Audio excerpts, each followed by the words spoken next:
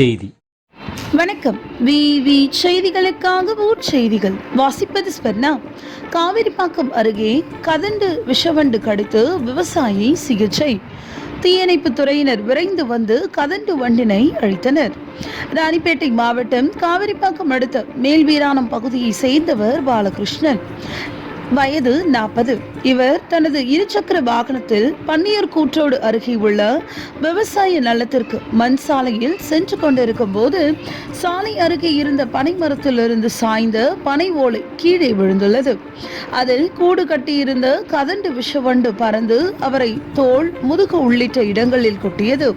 மேலும் கூண்டில் இருந்த 100க்கும் மேற்பட்ட கதண்டு விஷவண்டுகள் இவரை சூழ்ந்ததால் அவர் இருசக்கர வாகனத்தை அங்கேயே விட்டுவிட்டு ஓடி வந்து தப்பியுள்ளார்.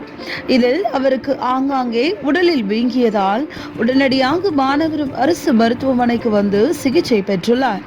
இதேபோல் இவ்வழியாக சென்றவர்களையும் கதண்டு விஷவண்டு கடித்ததில் பலர் சிகிச்சை பெற்றதாக கூறப்படுகிறது. இதனிடையே இது குறித்து தகவல் அறிந்த ஷோலிங்கர் தீயணைப்பு நிலைய அலுவலர்கள் ஜெகநாதன் அறிவுறுத்தலின்படி சிவகுமார் தலைமையில் வந்த 4 தீயணைப்பு வீரர்கள் விரைந்து வந்து பாதுகாப்புடன் சென்று தீப்பந்து மூலம் கதண்டு விஷவண்டு கூட்டை அழித்தனர். இதனால் இப்பகுதியில் பரபரப்பு ஏற்பட்டது.